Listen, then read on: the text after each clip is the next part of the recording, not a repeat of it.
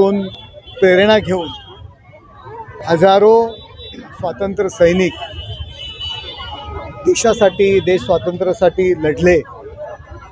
प्रसंगी आपला त्यांनी जीवही वेचला असं गीत जे बंकिमचंद्र चट्टोपाध्याय यांनी रचलं होतं ते 7 नोव्हेंबर 1875 साली त्या वंदे मातरम या गीताला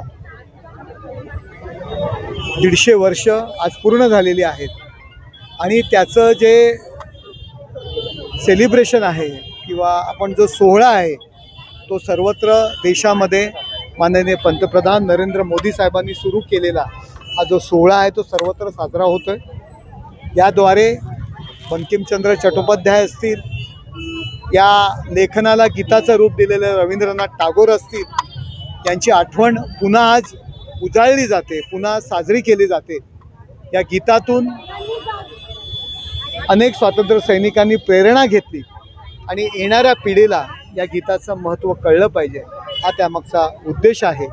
आणि हा जो कार्यक्रम या ठिकाणी लुईसवाडी कल्चरल ग्रुप आहे आणि त्याचबरोबर युवा सेनेचे आमचे ऋषिकेश माने आहे यांच्या वतीने हा जो काय या ठिकाणी साजरा केलेला आहे, खूप चांगला उपक्रम या ठिकाणी राबवलेला आहे।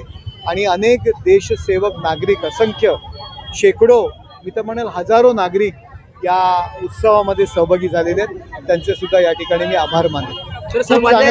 खूप चांगला उपक्रम या ठिकाणी राबवलेला आहे। वंदे मातरमला राष्ट्रीय गीत म्हटलं जातं, मात्र अबू आझमी असं म्हणतायत की माझ्या तोंडातून वंदे मातरम पुढे काढू शकत नाही। त्यांचं असं म्हणणं की धार्मिक मुस्लिम आहेत ते वंदे मातरम म्हणू शकत नाही। हे बघा, या गीताला 1904 साली जो काही जीना आणि ह्या मंडळींनी विरोध केला, काँग्रेसच्या कार्यकारिणीमध्ये जो काही ठराव झाला, पंडित नेहरू असतील काय असतील, हे सगळे विषय बाजूला ठेवून त्या गीताची तोडमोड केली। त्या गीतामध्ये देवीचं वर्णन केलेलं आहे, देवीच्या 10 हातांमध्ये शस्त्र आहेत आणि म्हणून मुस्लिम समाजाचा त्यास विरोध आहे।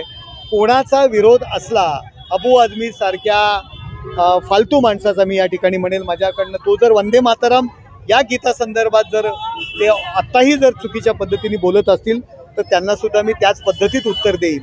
त्याला महत्त्व न देता आज 150 वर्ष या गीत जे अजरामर झालेलं आहे आणि प्रत्येक जण तो देशप्रेमी आहे, भारत माता की जय म्हटल्यानंतर वंदे मातरम म्हणतो, हेच अशा कट्टर लोकांना हे उत्तर आहे। त्यामुळे अशा गीताच्या 150व्या कार्यक्रमाच्या वेळी अशा माणसांचा उल्लेख करणं मला योग्य वाटत नाही। सर, उद्धव ठाकरे असं म्हणतात शेतकरी हा काही अजितदादांचा पोरगा नाहीये, फुकटमध्ये जमीन मिळाली।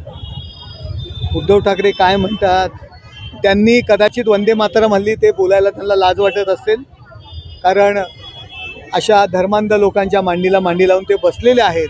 कदाचित राहुल गांधी त्यांना आघाडीतनं काढून टाकतील, त्यांना म्हणावं वंदे मातरम आज पूर्ण 5 कडवी तर ते म्हणणारच नाहीत कधीच, आता यापुढे 2 कडवी तरी त्यांनी आजच्या दिवशी बोलावे आणि मग इतरांवर टीका करावी। ठाकरेंची शिवसेना असं म्हणते की एकनाथ खडसेने राजीनामा दिला, आरोप झाल्यानंतर आता अजित पवारांनी देखील राजीनामा द्यावा असं ठाकरेंच्या शिवसेनेचं म्हणणं आहे।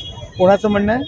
ठाकरेंच्या शिवसेना। कोणासंदर्भात आहे? अजितदादा। मग अजितदादा त्याचं उत्तर देतील ना, मी कशाला त्याचं उत्तर